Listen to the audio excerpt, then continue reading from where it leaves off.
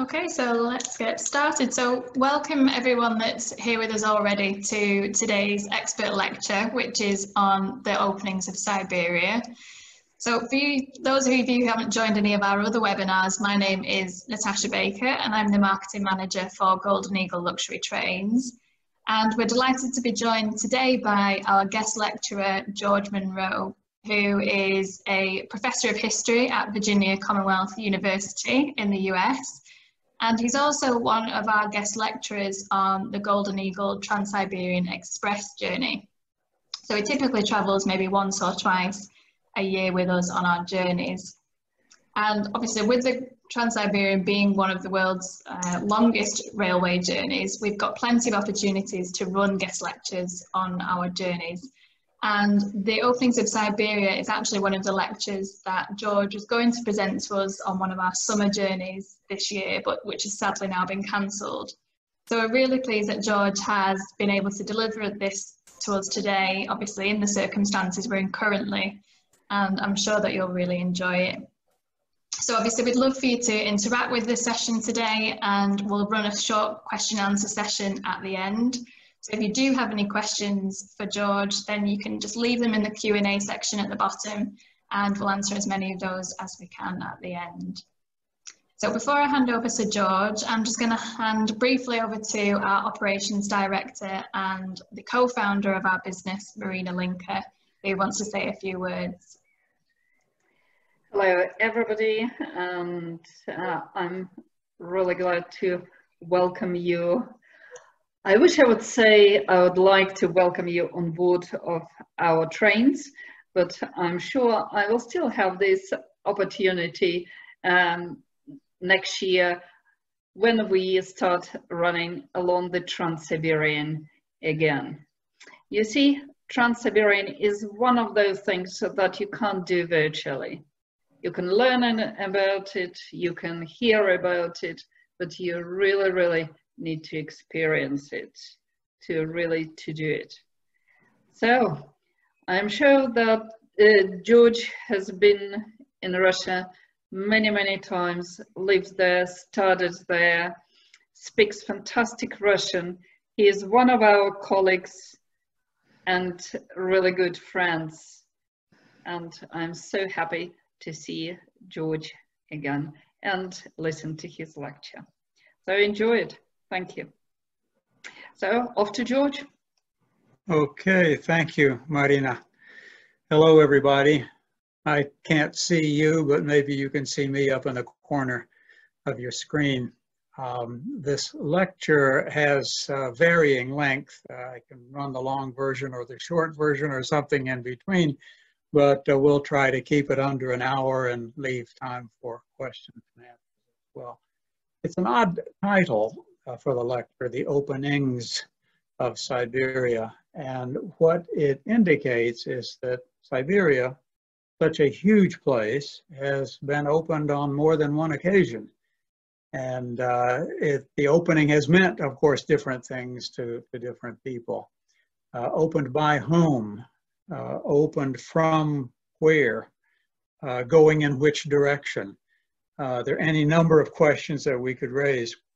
But I'll be looking at this in a rather odd way, looking specifically at Russia's use of Siberia and the various openings of Siberia from the Russian perspective. And in the latter part of the lecture, we'll take a bit of a trip across Siberia, but oddly enough, we'll start not from the Russian end, but from the Pacific end and go across, visiting in particular places that the Golden Eagle visits, but some other places as well. So the openings of Siberia. When you told people, your friends and your family, that you were thinking about going to Siberia, these were probably some images that came to mind, not only in their minds, but maybe in your mind. Because when we think of Siberia, this is what we think of. We think of winter. We think of cold. We think of broad expanses of empty or relatively empty territory. We think of the wind whipping across the land and freezing everything that's close by. We think of very little animal life in the wintertime. Everything either heads south or it heads underground. But there are creatures out and about. Here you see a few birds in the trees. So it's not true that birds all die in flight from the cold in Siberia, that they fly a few feet and then freeze to death and fall to the ground. That can happen when it gets really, really cold to certain species, but not to all birds in Siberia. Sorry, I went the wrong direction there. It, of course, has a beauty. The winter beauty can be absolutely spectacular, absolutely gorgeous. And it has its own activities in the wintertime as well. Although maybe I'd suggest a little more swimsuit than the gentleman is wearing as he sits there. He obviously looks like he's a little bit cold sitting there on his chair. This maybe is the way to wrap up when you're in the Siberian winter, but that's not all that Siberia is. Siberia in the summertime can be a very hot place. Not at all the freezing cold that you have in the wintertime. But I've been in Siberia when the temperature has been nearly 38 degrees centigrade, 100 degrees almost Fahrenheit, or even over 100 degrees Fahrenheit. Siberia is so huge, you get all kinds of things in it. But the main thing about Siberia is that it just goes on and on and on and on and on. The road across Siberia, if there is a road, and now there is a paved road across, one paved road across Siberia, it's endless, or seems that way from time to time. Siberia becomes a part of Russia's consciousness in the 1500s. Until that time, Russia was pretty much limited to west of the Ural Mountains. But around 1580, there was a Cossack named Yermak who crossed over the Ural Mountains and who challenged a Khanate. It was a successor Khanate to the great empire of the Mongolians, of Genghis Khan. But he challenged that Khanate and overthrew it. There were a couple of big battles. The Russians won. Surikov was himself a Siberian. He lived at the end of the 19th and the first part of the 20th century. And this is his painting of the coming of Yermak and his Cossacks and confronting the troops of Sibir, as it was called. This was not all of Siberia, but that one particular successor state was called Sibir. And you can see from the painting, Surikov was one of those artists who wanted to get all of the historical details right. So he wanted his soldiers, in this case, to be wearing the kinds of clothing that they would have worn then. He wanted the weapons to be weapons that they would have carried then and used then. He wanted the insignia to be true to life. He was very careful about all of those details. And you can see here that the Russians are the ones coming on the boat. They are the ones who have firearms. They are also the ones who have icons, but it's with the firearms that they have the advantage over the other people, the Tatars, as they were called, who are meeting them simply with cold steel. Firearms gives you the advantage. And so they won the victory.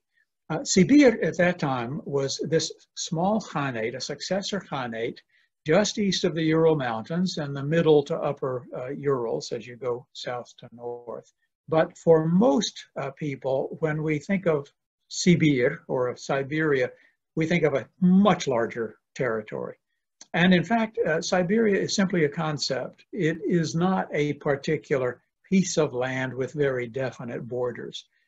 Different people in Russia and outside Russia speak of Siberia in different ways as having different borders. For many Russians, Siberia is between the Ural Mountains and Lake Baikal. And what's on the other side of Lake Baikal is called Trans-Baikalia, until you get closer to the Pacific Ocean, and then it's called something else entirely. The Far East when you get way out there. or the maritime district is what they might call that. But here you've got the Ural Mountains, not a very high mountain chain, but here are the Ural Mountains. And you notice the word Siberia here. It describes everything that's out there north of Mongolia. The definition that says you take Baikal, Lake Baikal, as the eastern end of Siberia, that's right here. So from the Ural Mountains to Lake Baikal, that's still a huge, huge amount of territory. East to west, that's still close to what the lower 48 United States are all about, even if you just take that part as being Siberia. But if you extend it all the way on out, Vladivostok is located down here. If you take all of this area, and then if you were even to go all the way out here to the area across from Alaska, that's an enormous territory, much, much larger than the whole lower 48 of the United States and Alaska. You can fit it all into that larger definition of Siberia. So whatever we want to call Siberia, we'll be dealing now with Russia's openings of it. This is roughly the boundaries of the original Sibir. This is the Ob River. Today it's called the Ob River, which goes up to the far north. And these were the two trading centers. They were trading posts or trading cities already at that time. They roughly coincide with the modern cities of Tyumen, which is the one farther down here, Tyumen, and this one is the city of Tobolsk today. So that's the original Siberia. And the person who originally went into it to claim it for Russia was Yermak Timofeyevich, this man right here. He had no last name. People didn't have last names yet. So he was Yermak, the son of Timothy. Yermak Timofeyevich was his name. He had been hired, he and his fellows had been hired by the Stroganov family.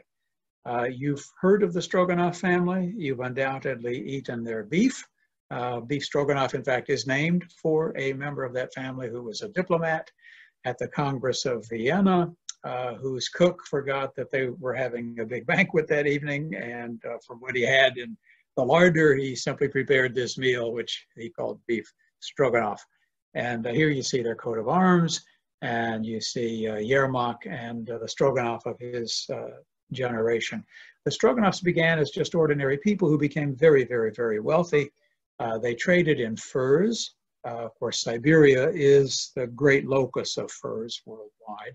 And they also provided salt, salt, an absolutely necessary item in those days. And they were a great provisioner of salt to Russia.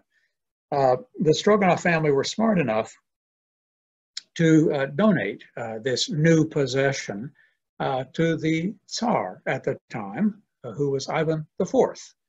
You know him as Ivan the Terrible.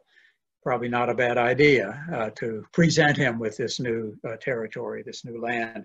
So it is not just Stroganov territory, it becomes Russian territory directly under the ruling family from that very early period of time. So if that's the initial opening from Russia's point of view of Sibir, which is not yet all of Siberia, just that tiny little bit, it only took one lifetime from then until Russian-speaking people had made it all the way across that enormous landmass, huge landmass, 5,000 miles or more across. And the people who did that were known as Promyshlenniki. You see this term Promyshlennik. Many of them also were given the designation as Cossacks, meaning that they did some work for the government. And this work was how they paid their obligations, in a sense their taxes, by doing this labor for the government. But they were Promyshlenniki, which means they were undertaking things on their own account. They were also looking to make money. They were looking for trapping. They were looking for furs to sell back in larger markets. They were looking for minerals. They were looking for whatever kinds of things they could find. And among the most famous of those explorers are these two. You notice that they are almost exact contemporaries. They lived at almost exactly the same time. Both of them came from territory in the north of Russia, way up in the north, territory that was controlled, but at that time under Moscow, part of the Moscow tsardom. There's no evidence that they ever knew each other because they traveled in different places. Dezhnev traveled up and down the rivers in the northern part of Siberia, and Khabarov or Yerofey Pavlovich traveled farther towards the south. But these are two people. Both of them have places named for them. The city of Khabarovsk, which is a fairly large city of several 100,000 in the Far East, is named for Khabarov, and there's also a smaller town along the railroad named for him that is called Yerofey Pavlovich, his first two names. Dezhnev kind of gets cut out of all of this. Dezhnev has a cape named for him, but Dezhnev in some ways was the more important explorer of the two because he explored an enormous territory. You can see the river systems that he traveled up and down doing portages when he gets up to the upper reaches of these various rivers. And you can see that he crossed over the north of Asia. He crossed all the way over the north of Asia along the Arctic Ocean as far as the strait that is named for Bering. It's not named for Dezhnev, it's named for Vitus Bering, who came maybe 70 or 80 years later. Dezhnev was really the person who discovered that Asia and the North America are not connected. He was the one who discovered that initially, but the word of his discovery never made it back to the world of European scholars, because on the trip that he made, it was his last trip, he was coming back, and he was coming back across land, and he made it as far as Yakutsk. And when he got to Yakutsk, he got sick and died. And of course, he had saddlebags, he had all of these papers with him, and people didn't know what to do with all of his papers. So they ended up in the library of a local monastery. And it wasn't until the middle of the 18th century, after the voyages of Bering to discover the Bering Strait and all the rest of that, it wasn't until then that his papers were found by someone who went out from the Academy of Sciences to explore parts of Siberia. These papers were turned over to him, and he learned that Dezhnev, in fact, had been the one to discover that Asia and North America were not connected. So Bering gets a sea named for him, he gets straits named for him, he gets all these other things named for him. Everybody knows about Bering. Nobody knows about Dezhnev, except the farthest east place you can go in Asia is Cape Dezhnev. That's named for him. That's how he gets on the map, that one thing. Not very famous. I guess Cape Dezhnev maybe was made famous by Sarah Palin some years ago, who said when she looked out her kitchen window, she could see Russia. That must have been what she could see, because that's the closest part of Russia to any part of Alaska. But that's another story. These are the first people who spread across, and I want to emphasize the fact that they covered that huge territory in one lifetime. It took one lifetime in the 1600s for those two men and others, people with them, and then there were others not so well known, who made it all the way across that huge expanse of land. One reason is that there was no opposition to them as they traveled. There wasn't a lot of population. There were fairly small groups of tribes or nations, if you want to call them that, although they were very small to be called nations. Different language groups, different cultures, who were unable strongly to oppose the Russians, particularly when the Russians had an advantage in technology. They weren't always treated well by the Russians. In fact, sometimes they were treated rather badly. Europeans were quite well known for that in all kinds of places around the world. But they did strike deals together with the local people, the Russian traders, the Russian trappers, the Russian Promyshlennik wanted those folks to provide them with furs. And they were paid a little bit for the furs, and the furs continued to make it to market. But in one generation, the Russians made it all the way across that enormous expanse of land. You think of the British in North America, and even the Canadians or the Americans of the United States after it began to exist. It took them somewhat longer to get all the way across, and in particular to claim that territory for themselves. But Russia claimed all of that territory going all the way across to Alaska for itself with no real political opposition. There were no real states as they would be recognized around the world at that period of time.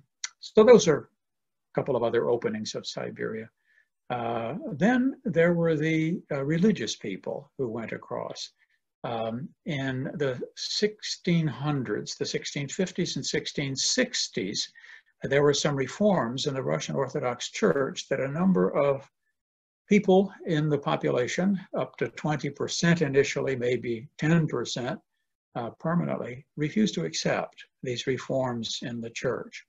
And by refusing to accept the reforms, when the state eventually took the side of the reformers in the church, these folks were declared to be old believers, and they became outcasts. They became criminals. Unless you would swear on the cross, which is giving your word, that you would abide by the reforms in the church, you were treated as a criminal. And these people were badly persecuted, and so they fled. They fled to the far north, they fled to Siberia.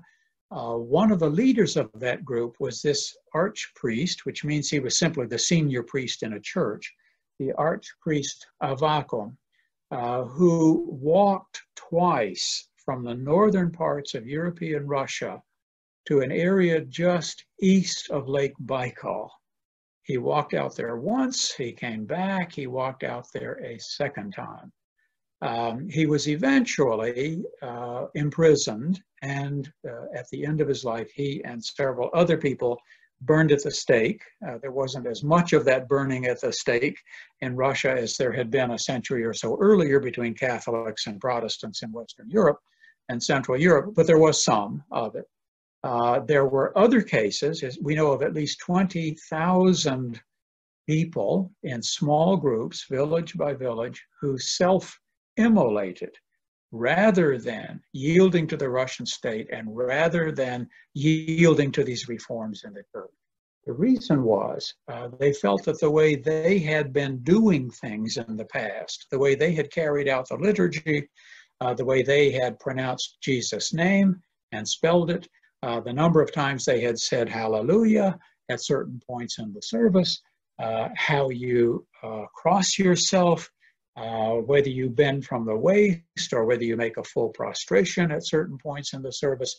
These were all points that, as far as they were concerned, if you did not follow the liturgy, if you did not follow things the way they had always been done, you potentially damned your soul to eternal torment. And so they refused to go along with the reforms because they thought this meant they would damn their souls to eternal torment. These theological issues are rather hard for us to understand, but there still are old believers around in many parts of the world, not just in Russia today, but we have them in several places in the United States, in Alaska, in New Jersey, in Montana, in Nebraska. They are in Argentina, they're in Brazil, they're in Australia. They're all around the world still, small groups of old believers, Pennsylvania, and they still hold to these same beliefs. They still cross themselves differently, they still bow differently, they still say Alleluia at different, two times instead of three at various places. They still pronounce the name Jesus instead of Jesus, and so on and so on. But Avakum is important because he was the man around whom a lot of the opposition to the reforms coalesced. And he was one of the ones who kept this opposition alive. I said initially maybe 20% of the population refused to accept the reforms, and ultimately maybe 10%. Well, it was that 10% was sustained to a great extent in its first generation by people like Archpriest Avakum. The old believers themselves had several different groups and still do. There were the ones who had priests and those who didn't think that you needed to have a priest, and so on and so on. But Avakum's important for one other reason too, not only because he walked across Siberia 4 times, here and there, but he also wrote the first autobiography in Russia, as far as we understand it, at least the first one that has come down to us. The Life of Archpriest Avakum by Himself is what he called it. And here you see some pages from one of the earliest printed copies of it. The cross that you see here was erected several years ago by old believers who were returned to this area under Catherine the Great. They came there in the 1760s by Catherine the Great. They had been living in Poland. And when Catherine got involved in Polish politics, she discovered these Russians who were there. And she decided that since they were living in families and since they were good grain growers, Eastern Siberia needed family life instead of just single explorers going out there without families. And they needed someone who would grow grain so that people could eat bread, have something other than just animals that they killed. And so she told those people that they could worship freely if they would go to Siberia. And so they did. They walked out there. It took them a couple of years. They went in several different groups, as many as 4,000 of them. And they are still there. A lot of villages are made up almost exclusively of their descendants. They have multiplied now. They had large families. They have multiplied now into maybe 250,000 people. In fact, it's the largest community of descendants of old believers in the world. Not all of them are still practicing old believers, but some of them are. And it's an absolutely fascinating group of people, keeping alive this old Russian culture in some ways. Modern Russians are, in some ways, or certainly were when the Soviet Union came to an end. They were fascinated by these people. Well, Peter the Great formed an Academy of Sciences in St. Petersburg in 1725. And having passed now through the 1500s, 1600s, we get into the early 1700s, and we see yet some more discoveries of Siberia and openings up of Siberia. The Academy of Sciences was peopled for the most part by Germans. There were a few Italians, a few French, but mostly it was Germans, because Russia simply had virtually nobody who had the kind of education that would make you qualified to be an academician in an Academy of Sciences.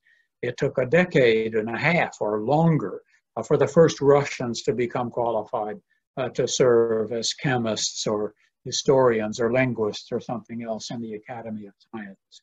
So they were Germans, and one should not be surprised to see that the great exploration parties that were sent out had German names, or in some cases Danish names. Two that I want to call attention to: Gerhard Friedrich Müller.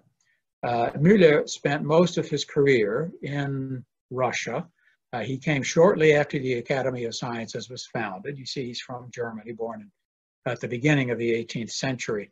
He was a member of the very first exploration party by Vitus Bering that was gone for 10 years, made it all the way across Siberia to the Sea of Okhotsk. They didn't go beyond that, but Bering came back and he wanted to have a second exploration party. And it was that second one, commanded by two people, by him and a man named Golikov, who was a Russian, that actually sailed across and found the Aleutian Islands, and you might say discovered Alaska, Unalaska, various places in Alaska, and established once again that Asia and America were not connected. But Müller not only went that one time with Bering, but he later headed up himself an expedition that went into Siberia. Why send scientific expeditions into Siberia?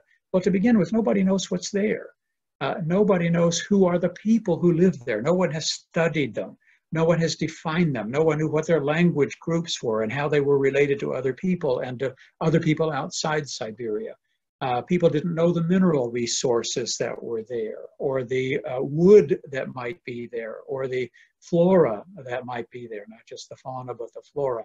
And so these exploratory parties were sent not only on behalf of Russia, the Russian Empire, but on behalf generally of knowledge, so that all kinds of people could begin to exploit the things that were in Siberia.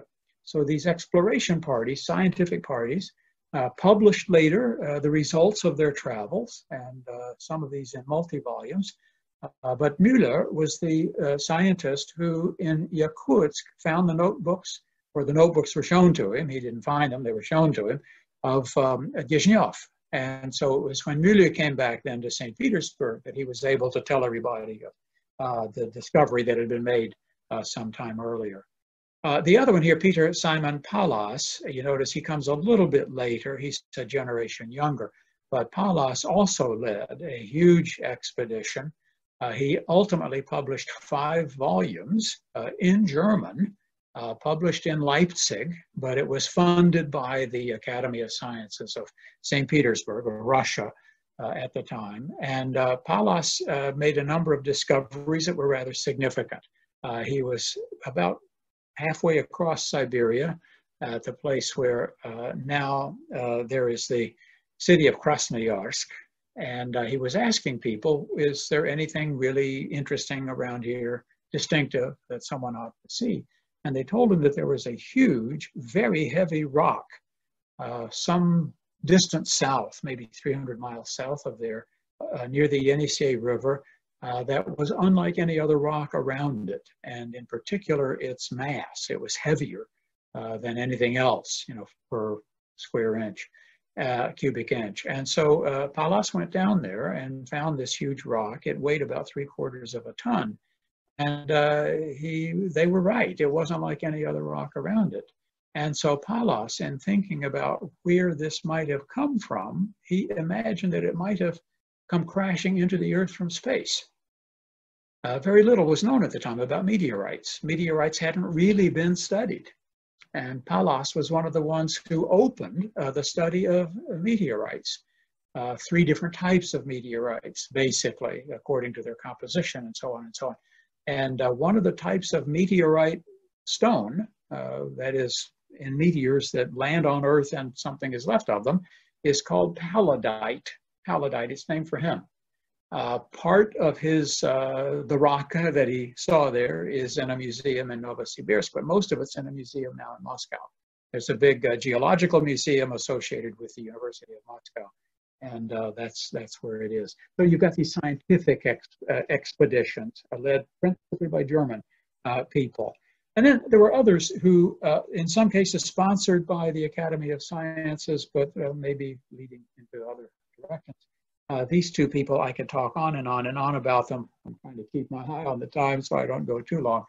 The Abbé Jean-Baptiste Chape d'Auteroche, Frenchman, obviously. Some of you know what an abbé was. He didn't have to be a religious man, but he had a religious job. These 7, in 18th century France, there were a number of abbés. You could always hire simple priest to carry out the religious duties that you had to do.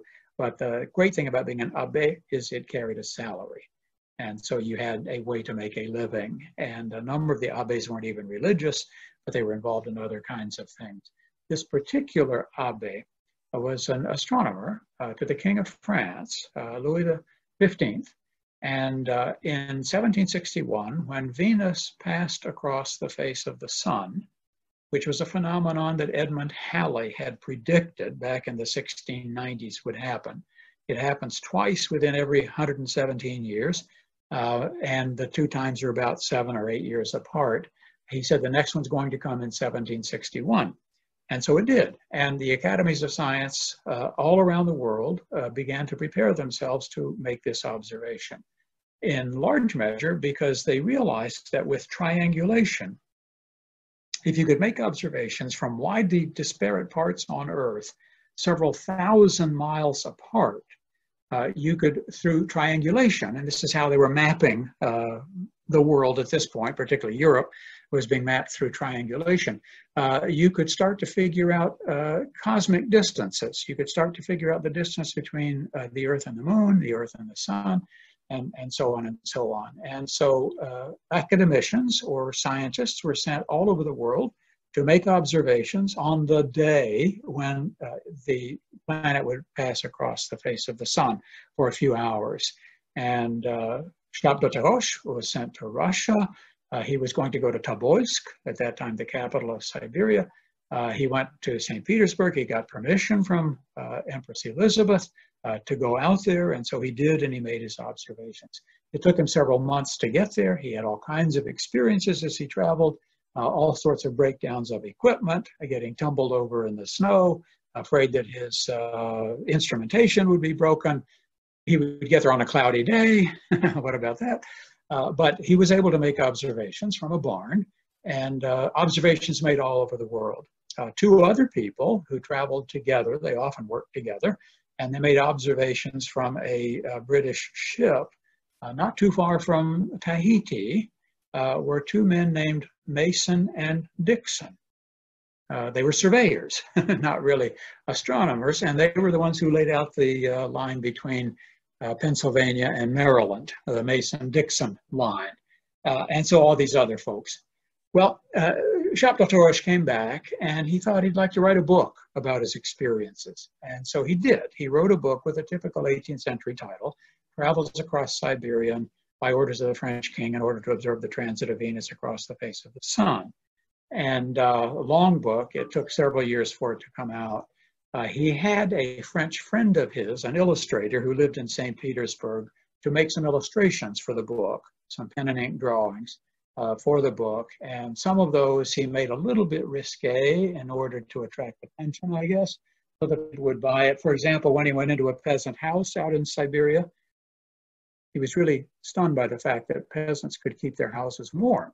He said, in France, nobody knows how to keep a house warm. Our houses are always cold in the wintertime, but in Siberia, in 20 degrees of frost or 40 degrees of frost, you go inside these houses and the fire is not even burning. And it's warm enough, you don't even have to wear clothes. The little children are running around barefoot, basically without anything on. And one of these drawings shows the woman, the peasant woman in the house, nude to the waist, you know, as she's working around the stove doing the stuff that she had to do. In any event, this was his book, and Catherine II was on the throne by now, and Catherine looked at his book, she saw it, and she saw things in it she didn't like. She thought that in certain ways, Shapdotorosh was deliberately disparaging Russia, deliberately disparaging the mores of the Russians, the habits of life of the Russians, not just the Russians, but other people in the Russian Empire, the Tatars and others, but in particular, the Russians. She thought that he had not really been fair to them. And she thought this was a poisonous book, and someone needed to answer it. And she decided she would answer the book. And so she had published, it's pretty clear she was the author of it, she had published a book called The Antidote to a very poisonous book called Travels Across Siberia by orders of the French king in order to observe the transit of Venus across the face of the sun. It took 2 pages to put the title. It's not a title page, but a title 2 pages. Shapdotorosh was not able to read the book because he had been sent to observe the second transit, which came in 1768. And so he didn't get a chance to see Catherine's antidote. But he observed the second transit in Baja California. He was sent to the other side of the globe. He traveled across Mexico and then traveled across the Gulf of California to Baja California, made his observations, and as he was coming back, he got sick. There are some rather primitive drawings of him lying on a bier being carried across to Veracruz, where he died actually before he got to Veracruz, and that's where he was buried, the Shapdotorosh. So the debate between the two of them could not continue. But there's a French scientist who discovered Siberia, who opened Siberia in a sense. The next guy, and he always takes too much time, so let me try to make it short. Wieniawski. His name is spelled differently by different people. He seems to be Polish-Hungarian. He was a student at the university in Krakow, Jagiellonian University, when a little war broke out between some people in Poland and Russia. The king of Poland had died. Russia was very much involved in Polish politics, as were the French and the Swedes and other people. But Catherine II got her candidate elected to be the king of Poland. He was a former lover of hers. He was Polish himself. He was not Saxon, German, as the last king had been. But there were people who were opposed to Russia's choice being on the throne because they thought correctly that this would make Poland even more and more a Russian puppet. And so they opposed it, and there was this desultory fighting in the south of Poland. And he got involved in it. Wieniawski did, even though he wasn't really Polish. He was from Habsburg lands, what today would be Hungary. And he was captured by the Russians, but he gave his word of honor as a nobleman that he wouldn't fight them again. And so they released him, and they caught him again within 6 months. And this time they exiled him to Kazan, which is on the Volga River. And in Kazan, he didn't stay there very long before he and a Swedish exile who was also there managed to escape, and they made it as far as St. Petersburg. And they got caught in St. Petersburg. And this time the Russians said, okay, you didn't like that exile? This time we'll put you across Siberia. And so he was sent to the peninsula of Kamchatka in a party of a number of other convicts. And as he was working his way, walking across all of this Siberia, taking close to 2 years to get there, he persuaded the other people in the party, the other prisoners, that this was all a misunderstanding, that in fact he had been sent as an agent of the Habsburgs to offer the hand of one of the Habsburg princesses, one of the many daughters of Maria Theresa, the Catherine's son Paul, who was going to achieve his majority very soon in 1772. He was going to be 18 years old. This was all a misunderstanding, and he shouldn't have been sent out there as a prisoner at all. And he sort of half showed them an envelope that seemed to have green velour on it and so on, but nobody could see what was written on it. Anyway, he persuaded all of these people that he was telling them the truth. He must have been very persuasive. And so when they got there, they immediately pulled an uprising. They were in Petropavlovsk, which today is a small city at the southern end of the peninsula, the Kamchatka Peninsula. They killed the commandant and a couple of the other officers, and they stole a two-masted ship belonging to the Russian Navy called the St. Paul, I think it was. And none of them were sailors, but they began sailing out into the Pacific Ocean. They made land in Japan, and they were driven off. They made landfall in Taiwan, Formosa, and they were driven off. One of them began to complain so much to all of the others, mutinying against all the others, that they put him off on an island where, I'm not making this up, this is all true, several years later, still alive by himself on this otherwise uninhabited island, he was discovered by Captain James Cook on his third and final voyage, and carried with them down as far as Hawaii. There was, among other people on the crew of the ship, was an American who was very much interested in this guy who had walked all the way across Siberia as a prisoner, and more about him later. Anyway, Dezhnev and his fellow people, they finally made it to the Portuguese colony of Macau. And from Macau, they were clapped in prison, but he had an interview with the governor, and he permitted them to travel on a ship that was going to France. And so they went to Le Havre in France, where immediately they were carried to Paris. All of the Russians in the group, all except Dezhnev, made an appeal. Please, we want to go back to Russia. Catherine can execute us. She can do with us whatever she wants to. We just have to go back to Russia. We're so homesick. And Catherine wrote the ambassador and said, a Russian really loves his Rus. She said, let them all come home, and I will give them all a plot of land, and they can all become independent farmers. Dezhnev wasn't finished. He tried to persuade Louis XV, it still was, no, maybe Louis XVI by now. He tried to persuade the French king to colonize a place that they had landed on their way back to Europe, Madagascar. He thought Madagascar would be a great place for a colony. He wanted it to be colonized. The king wasn't interested. He didn't have the money. So he tried to interest the United States. He wrote to George Washington. He wrote to Benjamin Franklin. The letters exist in the papers of these people. They weren't interested either on behalf of the United States. So he got some French investors interested in investing in having a colony. And he led a group of would-be colonist soldiers to Madagascar, where in the first conflict with people who lived there, he was killed. But while he was in Paris, an English writer who was living there was intrigued by his life, and he wrote a 2-volume biography of him, The Life of Dezhnev, at least as told by Dezhnev. Some of it might not be true.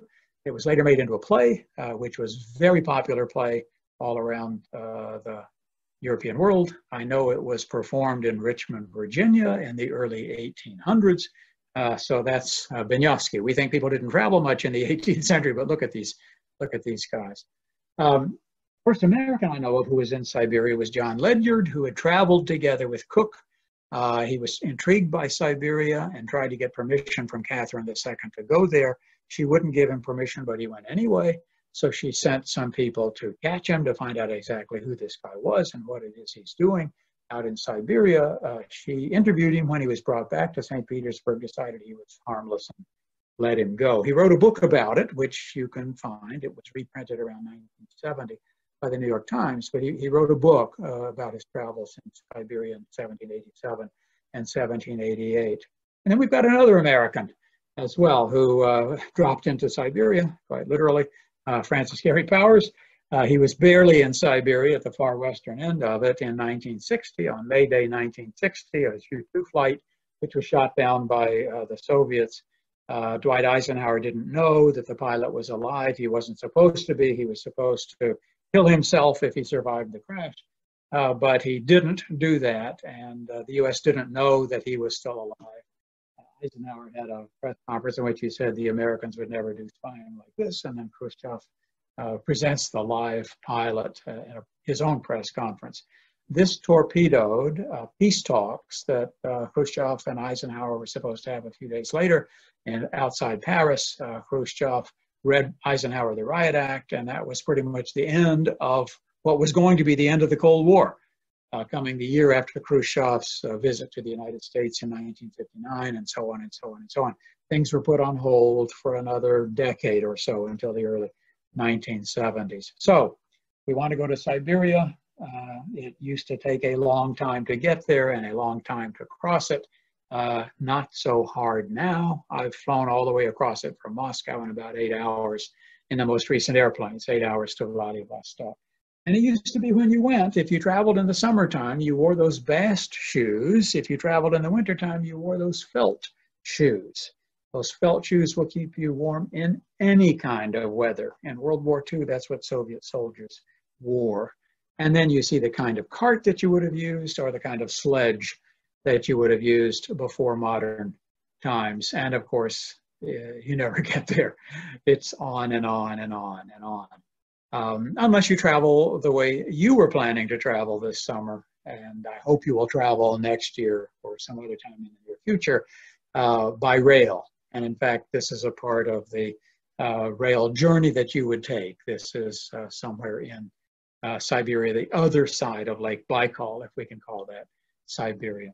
So one final note before we do this little tour, and it's going to be very fast because we're running out of time. What was Siberia used for in all this period of time? Well, pelts, furs, silver. There was a lot of silver in Siberia, the second largest silver mine in the world after the Great Potofi mine in South America.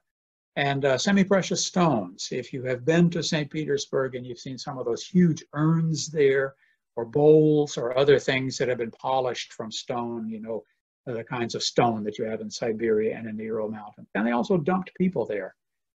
This was the right-hand man to Peter the Great, who ended up finally, after Peter's death, being exiled to Siberia and died in Siberia. It's another painting by Surikov. Ordinary criminals were branded, not so much branded as stamped. There were iron little tacks or nails, and when they stamped it into your forehead or onto your temple, it left scars with the letters VOR usually. They would also cut your nose off to the bone, as the sentence usually said, and they would shave half of your head so that people knew not to trust you. They knew that you were not an honest person. They knew that you were a criminal.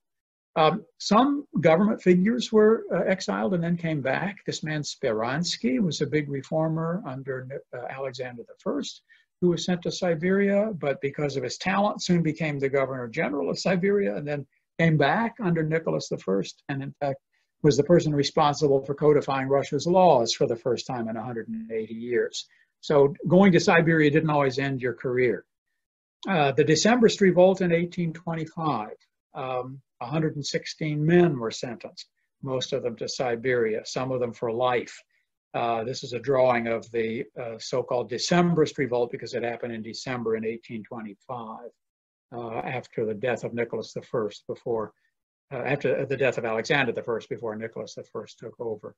This was a watercolor done by one of those exiles. They were highly educated men coming from some of the most aristocratic families of Russia.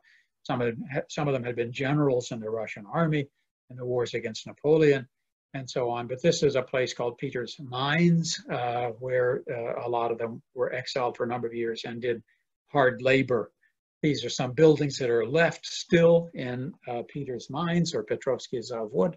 This is the train station, and when you ride through now, you see these busts of these people in bas-relief, and you see mosaics and so on, honoring the Decembrists. They were never honored until Soviet times, but for the Soviets, they became Russia's first revolutionaries. They were very much honored by the Soviets. And then one couple, if you take the trip next year or thereafter, when you are in Irkutsk, you will visit this house, more than likely, which was where Sergei Volkonsky lived and his wife Maria, who came out to join him in Siberia. This is Volkonsky years later when he was living in Siberia. This is when he was a general in the army. His mother was one of the ladies in waiting to the Empress. It's a long story that you'll hear later on. And then there were uprisings in Poland in the 19th century, in the 1830s and the 1860s, that resulted in thousands of Poles being exiled. Here's a church that they petitioned to have built for them because they were Catholics, not Orthodox, and this church was built for them. This is a nationalistic, romantic Polish painting of Polish exiles as they cross the border line, the imaginary line between Europe and Asia, putting pockets of European soil, handfuls of European soil in their pockets so that they'd have something to remember Europe by, because they figured they'd never get to come back, and many of them didn't. A lot of their descendants still live in and around Irkutsk. Lenin was also exiled there for 3 years into what was known as the Siberian Italy, a very famous little village that every Soviet school child knew about. It's a museum now. In fact, the whole village is a museum. This is the room that Lenin lived in. He had his shotgun with him. They let him take his shotgun. He asked if he could take his girlfriend with him, and they said no, but if you get married, she can go too. And so they did get married, and she went too. Quite an interesting story. He was young. He was in his 20s, and he was losing his hair already. He turned bald quite early. Lenin did. On the way, he stopped in Krasnoyarsk. For those of you from the United States, there was a wealthy merchant there who collected books. He had over 80,000 books in his collection. And he became frightened by peasant uprisings and so on. Peasants destroyed property. They destroyed pianos in particular. And he was afraid his beloved library would be destroyed. So he offered it for sale. And no Russian library wanted the entire library. So he advertised it in the Times of London. And this was just at the time the United States Congress had decided that it was going to have all books published from everywhere. And so the Yudin collection, here's his Equilibris, the Yudin collection became the core of the Russian language collection at the Library of Congress in Washington, D.C. So these are the kinds of folks that we've seen. We've not seen ordinary settlers. We've not seen ordinary homesteaders. The United States encouraged people to go settle the Great Plains. We had the Homestead Act of 1863. Russia did nothing like that. This was a dumping ground for people. Not until late in the 19th century did they begin to colonize. The last decade in particular, there was a lot of colonization of especially Western Siberia. About 100,000 people a year moving from more overcrowded places in European Russia. Well, I used up almost all of my time. Natasha, how are we doing on questions? May I talk for a few more minutes? Yes, you can. Yeah, no problem. Okay, well, let's go for a few more minutes then. Because, what have we got here? The Trans-Siberian Railroad. Much postponed because there was no money to build it. Alexander III was the emperor who said that it would be built, and he started it. This man named Vitya was the man who financed the whole thing and who undertook the building of it. That's another story to tell at a different time. So it starts from the Yaroslavl station, this really, boy, is that ever an enchanting looking thing, building. That's a real train station in Moscow, and it goes to the Yaroslavsk, to the Vokzal, as it's just called, the railroad station in Vladivostok, which is built to look a little bit like this one, but of course it doesn't come close to capturing Yaroslavsky Station. And then, of course, what most people know about Siberia is the labor camps under Stalin. The first book about them in great detail was written by Solzhenitsyn. He called it an archipelago of camps, Gulag. As you could understand, not that many photographs survived from it. People weren't allowed to take cameras, much less their shotgun and their girlfriend and all the rest. But there are a few photographs that are left. They were rather temporary transitory structures. The guard towers were made of wood. The barbed wire, the poles were usually of wood, sometimes of concrete. But here there's various shots from around the labor camps. And they were all over the country. There were hundreds, if not in the low thousands, of labor camps. They were in cities, they were in the countryside, they were construction projects, mining, forestry, you name it.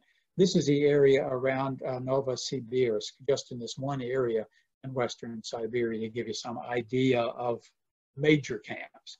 That doesn't include minor camps under Stalin. So if I can take just a few more minutes and run you really fast across Siberia, starting from the Pacific, Vladivostok, on the Pacific coast, to go across Siberia on the railroad and stop in a couple of other places too. I won't talk a lot about the things that we're looking at, but the next place after you go from Vladivostok, you head due north for 400 miles, and then you start heading to the west, and that's at Khabarovsk, named for our explorer Khabarov. This is where you cross the Amur River. There's the very famous Amur River Bridge, the longest bridge on the railroad. A couple of rebuilt churches, monument to the war, and so on. And this is where you have the Ussuri tigers, the farthest north tiger and the largest tiger. Kurosawa made this film called Dersu Ozala, named for this guide in the early 1900s for a Russian army officer who was also an explorer named Arsenyev. Fascinating film, 1975, if you've not seen it. Birobidzhan was going to be the homeland for the Jews, but then of course when the state of Israel was founded, virtually anybody who lived there wanted to go to Israel, and there's very few Jewish people left there at all anymore, although there is a statue of Shalom Aleichem, the writer. Not on the Trans-Siberian Railroad, but Yakutsk, that I've talked about a little bit. This is the area around Yakutsk is where they found a lot of mastodons and mammoths. There are a number of mammoths. Some of them found even with the fur still on them. They're now in museums, usually in St. Petersburg. But here it can easily get down to 60 degrees below zero in the winter time. Going farther west, you get into the Buryat Republic, just north of Mongolia, where you've got this 40-foot high head of Lenin. One wonders where the rest of Lenin is, but there's this monument. You see the woman, as I say, 40 feet tall. It's so tall, it's a whole statue that's 40 feet tall. But that's the biggest head of Lenin anywhere in the world. Anyway, Lake Baikal, the most fascinating lake in the world, the largest lake in the world, the most unique lake in the world. A village called Listvyanka, where we go to visit a lake museum, and we take a little bit of the trip around the Circumbaikal Railroad for about 50 miles through tunnels and over bridges. Fantastic because you're right above the lake. And if you want to go swimming in it, it's always cold, but here you see me. I don't know who that lady is, but you see me, picture I made of in the water, so you can go into it. But that's the best way to swim in Lake Baikal. It's in the winter time to do your backstroke, practice your backstroke. Some of the fish, omul, which is a very tasty fish found only in Baikal, and it spawns in the rivers leading up to it. Sponges help keep it clean. The galamyanka is a unique kind of fish that lives there. Then Irkutsk, which is especially known for its wooden houses. Some of them in good repair, some of them in not so good repair, and they're building new ones now to look like the old ones with all of those decorations that the old houses had. Irkutsk famous as a city of wooden houses. Krasnoyarsk, I've mentioned a couple of times. This is my grandfather who spent, the man standing here, my grandfather spent a winter in Krasnoyarsk during the intervention in the Russian Civil War. He was a Canadian doctor attached to a British Army unit and enjoyed cold weather and spent a winter in Krasnoyarsk. The Yenisei River, north and south of Krasnoyarsk, has got fantastic geological formations. And then, of course, you've got all of these Omsk and Tomsk places that are hard to keep straight. Minsk and Pinsk, but that's in a different part of the country. Again, wooden houses, just fantastic looking wooden houses. A place of exiles in Tomsk. This man was not exiled, that's the writer Chekhov. Recently they put up the statue to Chekhov in Tomsk, and they say, but that doesn't look at all like Chekhov. Well, they say you have to understand, when Chekhov visited Tomsk, he didn't like the city very much. He said the average person from Tomsk is someone dead drunk lying in a gutter on a Saturday night. And they said you have to understand that this is Chekhov as he is seen by someone who is dead drunk lying in a gutter on Saturday night. So that's the humor. Here's another. This is a character from a children's movies, children's songs. Now I'm getting ready to sing. He says it's a monument to happiness. Novosibirsk, with its fantastic theater for opera and ballet, the largest stage perhaps in the world, or the second largest stage in the world, second widest stage in the world, very democratic seating in this. You don't have box seats, you don't have special seats for people who are paying more money. Everybody gets the same kind of seat, everybody gets an equal view. Novosibirsk means New Siberia, some views around town. This is 5 o'clock in the morning. It's explained by a Russian football victory, soccer victory, and a World Cup qualifying match against the Netherlands. Here is the academic city outside Novosibirsk, which is the center of nanoscience in Russia, and the center of Russian scientific investigation in all kinds of ways. Tobolsk, which supposedly in the second volume of Robinson Crusoe, Daniel Defoe had Robinson Crusoe visited, although Defoe was never in Siberia. But this is what Tobolsk looks like now. It's at the confluence of two big rivers, the old Kremlin up on the hilltop and the lower city down below it on the banks of the river. That's where the last emperor and his family spent the winter after he gave up power, before they were taken to another city where they were executed. Umany, it's a big oil and gas place now, but not much there to look at historically. And then finally, Yekaterinburg. This is where the imperial family was killed. It was a center of iron mining, and still is a center of metallurgy, copper mining, and so on and so on. This is where the imperial family was housed. This is the house itself. This is the house as Yeltsin was having it destroyed in the 1970s. This is a monument that was put up briefly afterwards, and there's the church that's built on the spot now where the family was executed. This is something, if you take the Golden Eagle, you visit. Almost certainly you go there to visit this church, and a couple of other scenes around town. So in the end, we're over time, aren't we? Let me have a couple more minutes if you're still with me. What is Siberia? Well, they say they're free people. After all, where can they send you? You're already in Siberia. A few shots from around Siberia. And a few famous Siberians. Rasputin was from Siberia originally. Yul Brynner, you may not know, the American actor, was born in Vladivostok and lived there until he was nearly 3 years old. The next to last leader of the Soviet Union before Gorbachev, Chernenko, was from Siberia, as was Boris Yeltsin. Barely from Siberia, but on the Ural Mountain side, he was also from Siberia. The famous baritone singer who sang a lot with the Metropolitan Opera in New York, Dmitry Chorostovsky, whom unfortunately we lost a few years ago. He had brain cancer and died in his 50s when he was still really a wonderful singer. And then the poet Yevgeny Yevtushenko, who died again 2 or 3 years ago. He taught in his last years at the University of Tulsa, but he was from Siberia, born in a place called Winter, Zima, but considered Bratsk his home. And the tennis player, Maria Sharapova, or as they call her in the United States, Sharapova. But Sharapova is also from Siberia. And then you can kind of pick your hockey players. There's just one guy, but I mean, you grow up in Siberia, you grow up playing hockey. That's it. That's what I wanted to talk about. And if there are questions, Natasha, you can feed them to me, if we still have time for them. I'm sorry, folks, for taking more than an hour.